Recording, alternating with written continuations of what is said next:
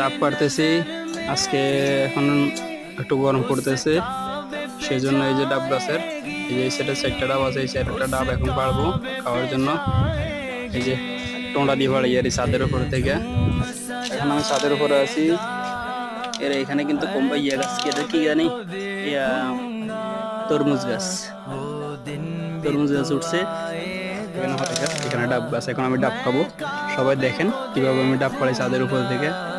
দেখেন কিভাবে আমি ডাব পাড়তেছি।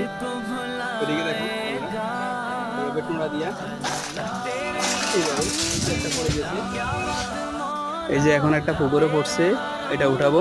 উপরে কিন্তু আরো আছে, বাকিগুলোও পারবো।